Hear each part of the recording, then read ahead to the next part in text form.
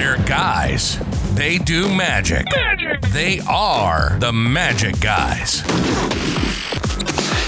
What's up, guys? Welcome to another episode of The Magic Guys, but we're not streaming live and I'm not in my usual studio. And in fact, some of you might be watching this right now on Instagram Live, where I'm hoping you'll have some questions for me that I can still interact live, even though this is pre-recorded. I'm here in my dressing room in Brisbane at QPAC, the Queensland Performing Arts Centre.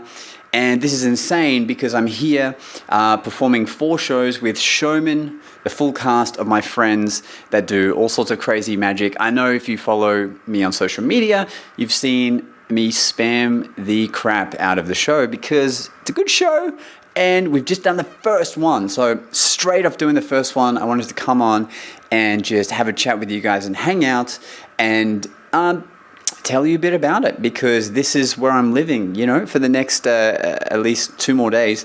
We're going to be in here. And even though I've just done a show, I still have one more later tonight.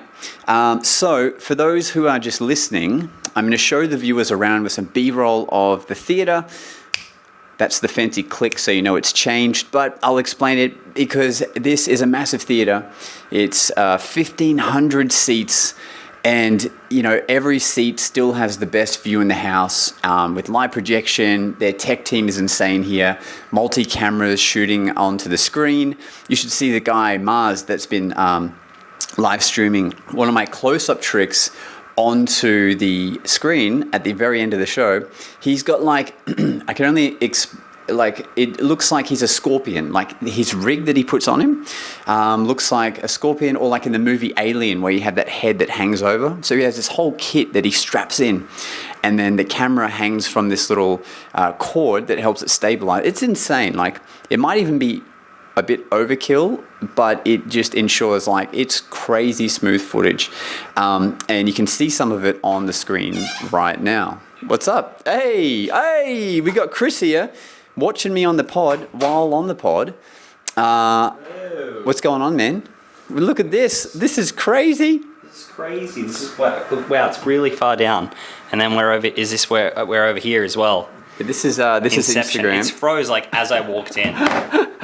So for those listening, we got Chris Ritchie's in the house, who long-time listener, long-time friend, but it's been. You dropped out. Yeah, I think that time I paused, but people can still watch it live. You had a great shirt on. This is a great. Do you want to be in this? Should we rearrange the? You're going to eat. Aren't we going to go eat in 2 minutes? We are going to eat. Yeah, so we'll eat in a second, and then. Okay. But you guys listening to the podcast won't even realize because we'll just come back, and I'll just be a little more sleepy from eating. But let me just see. If we had any questions in the meantime. We did have one. Yes. Noah, favorite thing about magic, what inspired you? Mate, Chris inspired me. Yeah, favorite thing honestly, the thing that keeps you going in magic without spending a lot of time on this is the oxygen you get from seeing people react to the magic you're doing. That's just the fuel. It keeps you going. It's very addictive. And it's what drives you to keep doing it and creating more, is that? Yeah. I don't really talk about it often. I do it just to take people out of their own lives. Just let them forget, let them suspend in disbelief, if you will. I'm sure that's a line that's been used many times. Classic. It's all right. We say a lot of cheesy lines in the podcast. Yeah, in my opinion, I do it just to kind of get people out of their own headspace. That's nice. That's really nice. I like it. So, Noah, hopefully that answers your question. Look, we're going to go and eat some food, but you won't even notice. But we're going to come back to the podcast. It'll be a little bit more comfy. We can bring the food in here. On the couch. That's true. We could do that. Anyway, we're going to see you in just a sec. And we're back. But you'll notice I've lost Chris, but that's okay. Chris has gone Chris has gone to go and do some of the stuff ready for the second show. Not only is he stage managing us with props and things that need to happen backstage, but now he's helping out with the merchandise. So, Chris doesn't get a lot of time off in this show, but we love Chris. And hopefully a couple other guys will stop by while I'm recording this, because I'm literally next to everyone's dressing room. So we all get our own, and mine is the messiest right now. But you would never expect to come by here, look in the dressing room and see a podcast setup. Obviously, this is not as cool as the usual, but I do have a sign, and I've got some lighting set up. Got the camera tripod, obviously. This is a good time. Hey, what's up? What's up, Jake? Jake of all spades. Got him on Instagram Live here. Feel free to chuck some questions to give some food for thought. But so right now we've got an hour and a half until show number 2 here at QPAC. And look, we did the first show. Well, I should backtrack a little bit. We actually did a full costumed, full production show yesterday to run through everything tech-wise and for the producer of QPAC to watch it and give notes and to work out any kinks before the actual opening show, which happened today. And that's like, to be honest, that's what everyone wants as a performer, is to like have the luxury of running their full show at 100% energy, like as a run through. Isn't that like the beautiful thing you could hope for? But normally it never happens. Like, I'm talking ever. Like, normally a show, you set up the lighting, you maybe check 1 or 2 things for stage blocking, but you never have enough time to do anything of any kind of like running through a whole act. So that was amazing. So we did that yesterday, and it helped alleviate some nerves, absolutely, for today. But not all of them, because still, when you know you have a full house and you're about to do a show for the first time in that theater, it's, you're still trying to keep the adrenaline down. Even now, like, it's been at least 2 hours since the last show, and I'm still like a little bit jittery. But anyway, our first show, I got to say, it went so smoothly. We couldn't have asked for anything better. I mean, there's tiny little things that happen that were just funny. Like, there's a new bit in my act that involves a little bit of tech. Not for the magic method, but just I'm relying on technology for something. And what was funny was in this show, it didn't work, but not because of the tech. It was human error. The thing itself worked, but I just didn't check that I had loaded what I needed to load for that to happen. If it was ever going to happen, like, it was going to be now. And I'm only not mentioning exactly what it is because I'm still keeping it a little bit, to myself, because I did go and get this made and have this designed and everything. So I just don't want to put it out there to the whole world yet, but no doubt I will share it like so many times after I've used it in the show like for a while. But anyone coming to see the show will obviously see it straight away. So, you'll be in the news. You'll be in the know. Dom, hey, what's up? Cadbury or Lindt chocolate for Easter? Great question, my man. And why? All right. I guess maybe this is what I should call the episode, Cadbury or Lindt. Okay, so here's the thing. My girlfriend, well, fiance, I should say, Dom, she worked for Lindt for like 6 months. And when she worked for Lindt, we would get given the remaining box of Lindt chocolate to keep after every shift, because she was giving them out as like taste testers. So because she would have like 100 left over, you can imagine after 6 months how many stacked box of chocolates we had. And even though Lindt is like the sweetest chocolate in the world, you can only eat so much. And so we're kind of on a hiatus from Lindt at the moment, because we just had too much of it. We still have boxes and boxes of it. And I still enjoy them, but it's definitely Cadbury for Easter, because it's just got to be mixed up a little bit, It's definitely not going to feel special getting more Lindt chocolate for Easter. It'd be more like, why did you spend money on something we have like half a ton of in the house? So, you can't have it all. It's also a mystery why I'm not 100 kilos heavier, having all that chocolate, having access to all that chocolate. But bloody good question.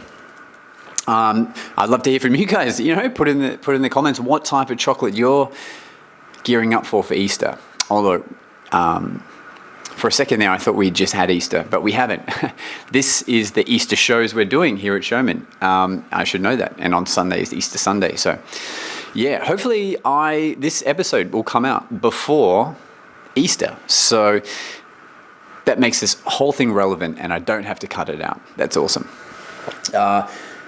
Yeah, so did the first show, it's great, and we even because normally we will make a point to film little snippets of each other from side stage to put up on Instagram or just to send to each other or send to our family.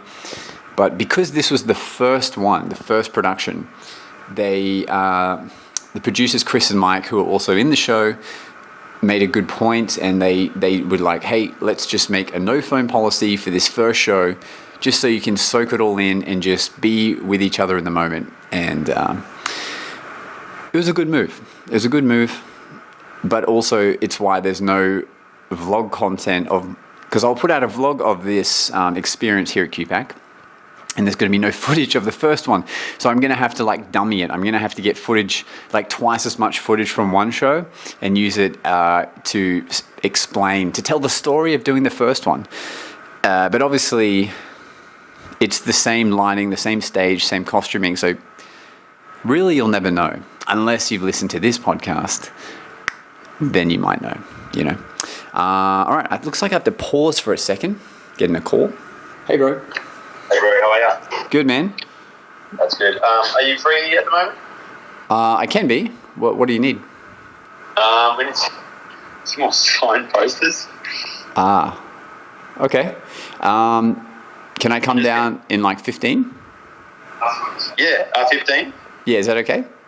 Yeah, I'll get, are you with Joel or Apollo? No. Okay, I'll call one of them to come first. But yeah, if you can come in 15, that'd be good. Okay, sick. I'll be there. Thanks, mate. Bye. Thanks. Hey, I don't know how much of that came through the phone, but that's what this is. This is how this goes here at the show. It's we do our acts, and then we also have to make sure we're signing posters. We're resetting for the next show. That's so funny. That's such an authentic moment to have happen in the show just now. So my Instagram live is doing something super weird right now, and I apologize for anyone trying to watch it. I don't know what is going on there. There we go. I think it had a low internet connection. That's okay.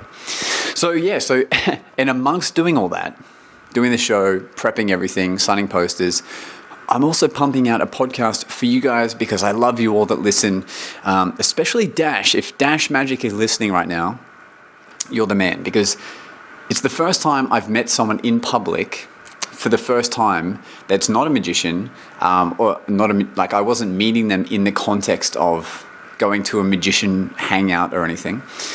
And he knew who I was and knew the podcast. He was up to date with it. And so Dash is one of the tech that look after us here in QPAC. So to hear him say, I love the Magic Guys, was that was amazing. So Dash, that's for you, my bro, if you're listening. I mean, the level of being looked after by all of the tech and the lighting and cameras and staging and microphones and everything is super top level, top tiered over here. You ever try to put on a show by yourself? If you're a working magician, you want to make some side hustle money. You're all right, I'm going to, invest in hiring a venue. I'm going to basically try and pull everything together yourself. And you might not even have lighting. I've done many a parlor show where I didn't even think to hire lighting because I just assumed the light in the room would be enough. But then what ends up happening is you get your friends after the show telling you, hey man, couldn't see a lot in the show. And that's a bit of an issue.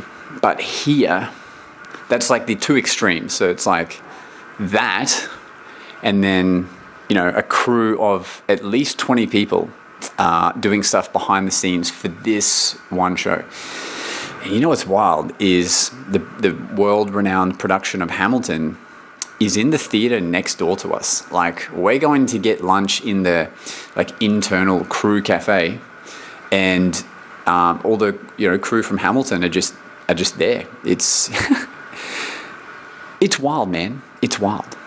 Hey, look, I found Chris again. I was explaining that we had lunch and then you disappeared because I was saying you're so busy in the show, even though you're not on stage, you're helping everyone in their acts, and you're helping out people like Jar, who's doing the merch. And so, yeah. It's hard to be good at everything.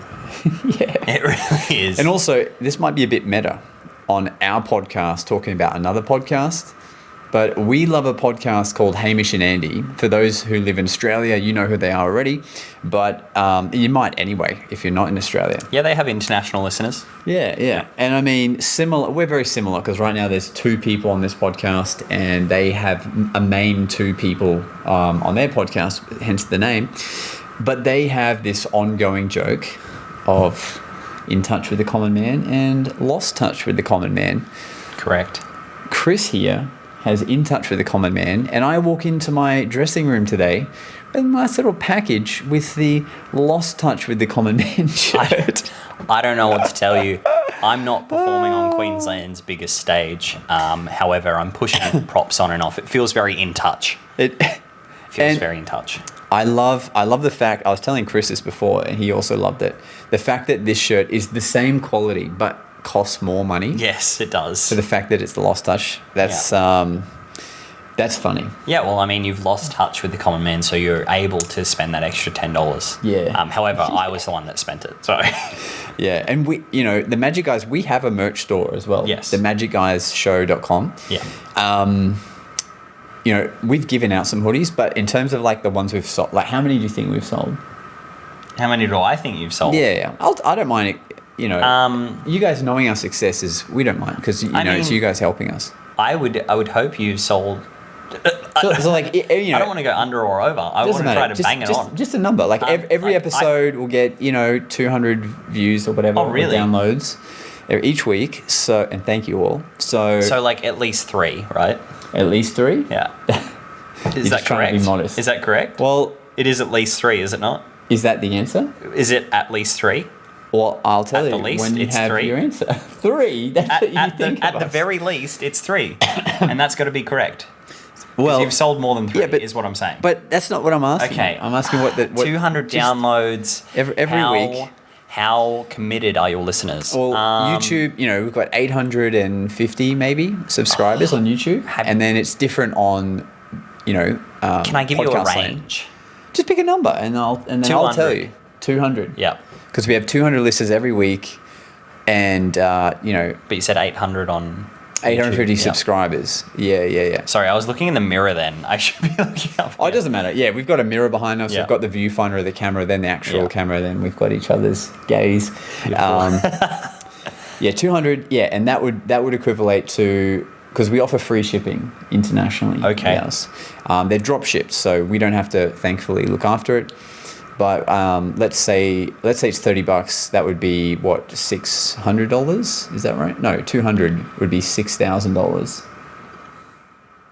They're $30 each, and you sell correct. 100. Right? Okay. We've sold 0 hoodies. We've sold none. So at least 3 was still incorrect. That's why I couldn't answer it. We've sold none. The only thing we've sold... Guys, support the show. It's pretty funny. To be fair, I haven't bought one, so... Yeah, I think it's just not everyone's up for buying a hoodie, We do need a T-shirt, but we need to design... Well, it is also Australia. It's hot. You need a singlet. Yeah. A muscle singlet. The funny thing is, like, for our friends that we have given out hoodies to and sent them, like, they tag us and stuff all the time. Yeah, they still wear it. And they're like, it's comfy and... Yeah. But the price is set because it's free shipping. And anyway, so we're going to look into some more cost-effective ways. And I'll just keep paying that monthly website fee. What about...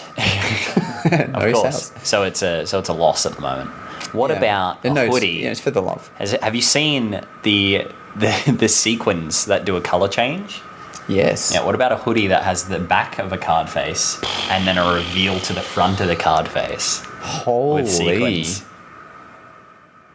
Now we're talking. Will you tell us in the comments? They definitely won't buy it, but like that's great. Yeah, because it would be a little sus, right, to have a jumper that has that, or a shirt to have that Unless material. you're like a 12-year-old girl, yeah.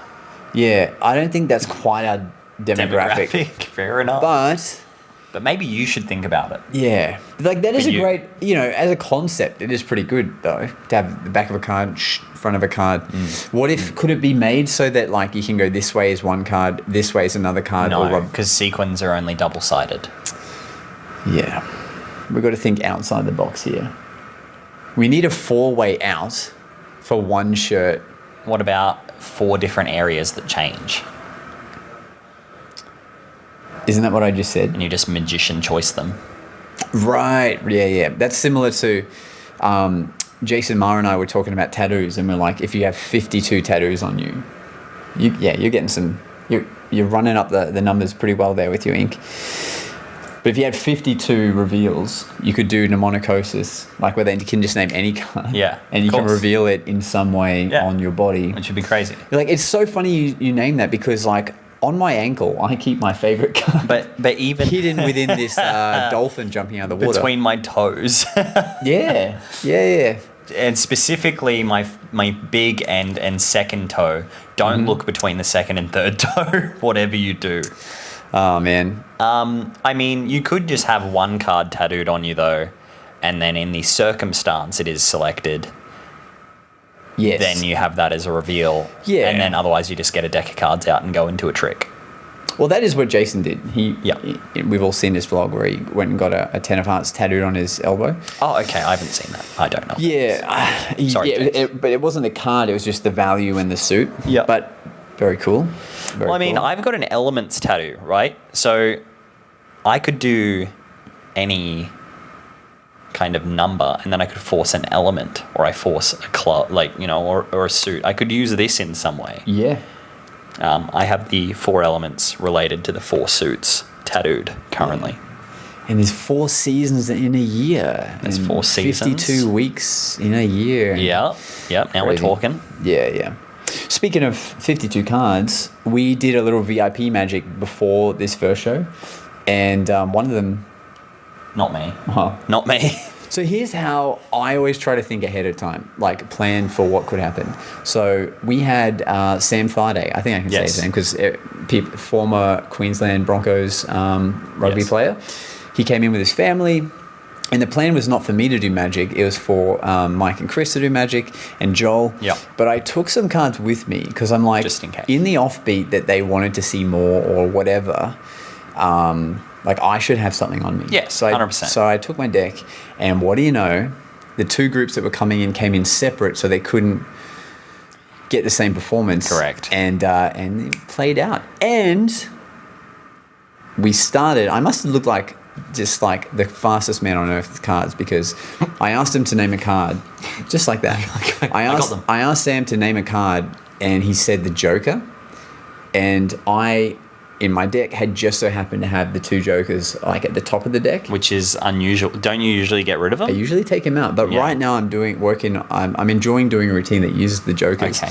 And I had it on top, and he's like, "Oh, but you probably took them out of the deck." Like, he even said that, and I'm like, "Oh, well, let's see." And I was able to just go straight into like a civil cut, shoot it out, like without any thought, without any cut of the deck, and it's moments like that you just like. Just take advantage of that getting lucky moment. Yeah, it's like when they pick the 4 of clubs. It's like when he basically picked the 4 of clubs, for those who know what we're talking about. Yeah. But because I just so happened to put the jokers on top. Yes. My only problem at that moment was like, I already know I have the joker on top. How can I most magically reveal it? Yeah. I was thinking like maybe I could like just top palm it quickly, put my hand on your shoulder, and be like, you know what? I knew you'd be a joker because. And then it's behind your ear.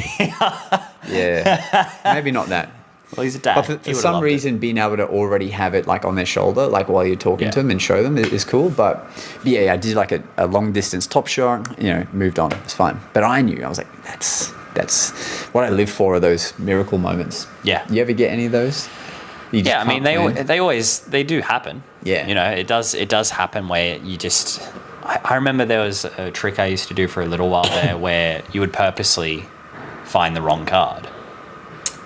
And one day, so it was like they shuffle the deck, they do everything, and then they cut, and it's always the wrong card, right? Yeah. Or at least 51 out of 52 times it's the wrong card. Yeah. And Bloody oath. one time they just cut to it. It was the most magical thing that ever happened to me. Yep. Yeah. I remember one time our friend Pasha, Yes. who the podcast hasn't met yet, but he was telling me this random crazy story where, so he has a duplicate in his deck, but I believe we're all magicians, and non-magicians still don't know what that properly means. Yeah. So he keeps a duplicate, and I believe he signs the duplicate. So Okay, as yep. if like I use that in a past performance. Yep. And he wasn't doing that trick, but he spread the deck out. They took a card. They happened to pick that one. Yes. And they were like, "Oh, that's been signed. I don't want that one." And they threw it away. And he's like, "All right, pick another one." He spread the deck out, and they genuinely picked the same, That's the it. other duplicate. And when they looked at it and saw it, they just freaked the F So out. that's even less chance because that's Yeah. 52 times 52. And they just plucked it out themselves. I'm a probability guy. That's why we got. He's the numbers man. Must be nice. Must be very There's a few nice. moments today that I felt we should be wearing the opposite shirts, but Yeah. I own a lost touch with the common man. I just felt as I was, you just go day by day. Yeah, Like, yeah. today. I felt today I was feeling more of a common man. Don't get me wrong. I'm obviously still working in Queensland's most amazing theatre. Yes. However- So you're on the border. I'm on the border. I'm on the edge. Yeah. So yeah. it just felt a little more in touch. Must be nice to have a podcast that sells their merch. It must be nice to have a podcast. It is pretty nice. It is nice. It actually is Lost nice. touch, Yeah. sir. Well, hey, and we'll have to have an actual episode where you're like, in the bright lights of the thumbnail. I'll still put you in this thumbnail, but Is this a vlog or is this a...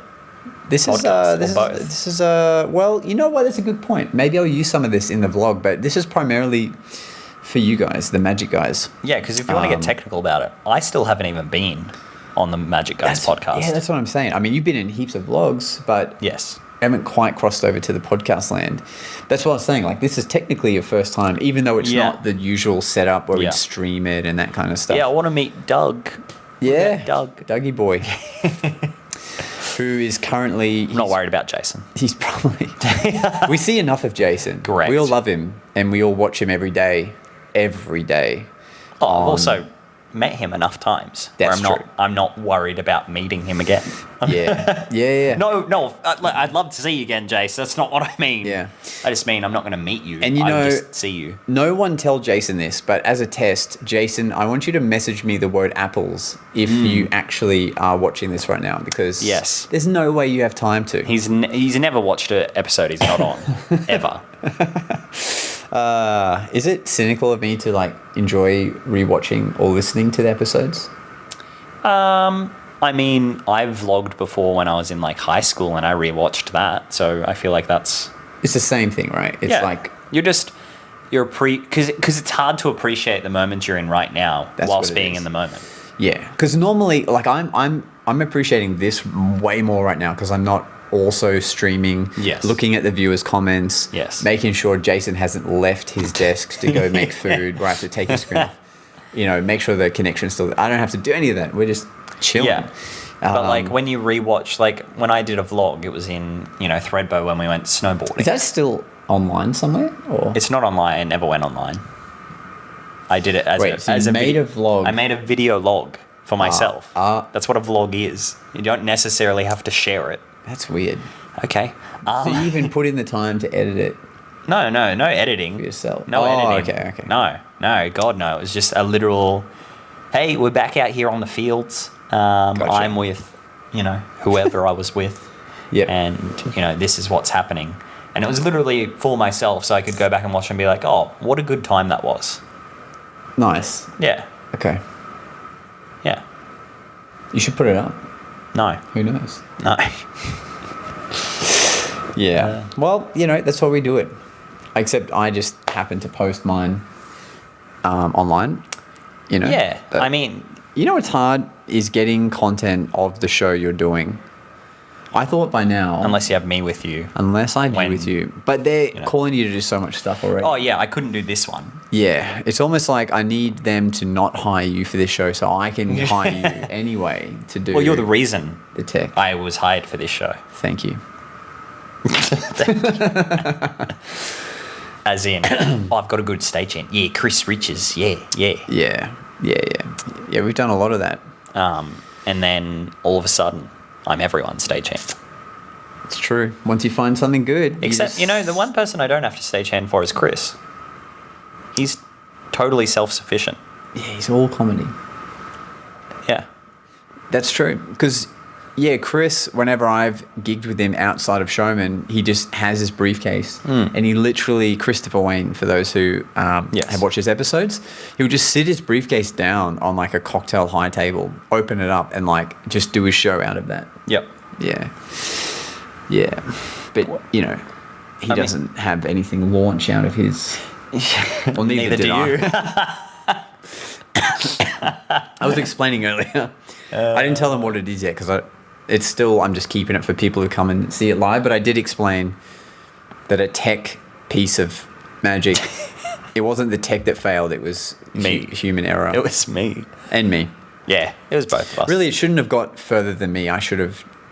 He's the fail-safe. Yeah, I'm the fail-safe, and the fail-safe failed because you guys know when you're on stage, you're thinking about the show and maybe not so much like that you've set up your deck correctly or whatever. So I just didn't think to check. And it now was, I will. to be fair as well, not that I'm trying to cover my own ass, but it was something that I was shown how to set up yesterday if needed. Yeah, It was like I was the fail-safe to your fail-safe. that's true. So it was like, if it's not set up, this is how you do it. Set it up, great. Yeah. And then put it on stage. And then it wasn't set up, and I was going to set it up on stage because that's what else we spoke about. Yeah, you're right. And then I forgot because I was focused on getting him a volunteer, which is another thing I have to do for him. Thank you. Again. Once again, in touch, lost touch. Anyway, then he didn't. The second failsafe just didn't work. Yeah, we appreciate you, Chris. But I will.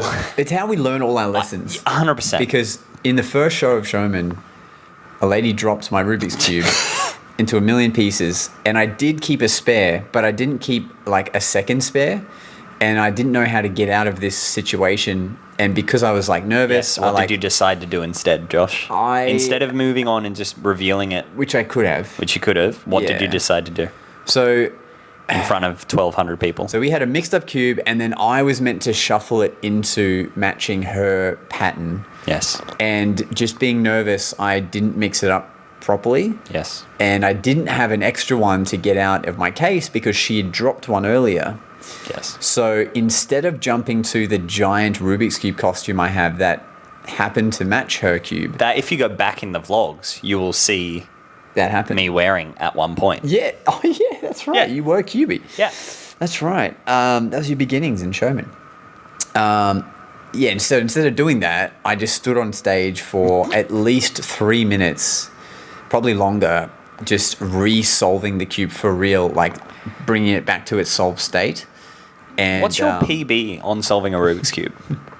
Like the absolute fastest is probably like 40 seconds. Oh, so you got it. It was just because it was in front of 1,200 people. Yeah, it's because Yeah. I was, 1,000 plus people were watching. Yes. And you've got the nerves going, you're sweating a little bit. And you stuff up an algorithm. You've got 5 magicians in the wings, like, watching you. Because I was Try even to side recover. stage like, throw it here, Josh. I'll do it for you.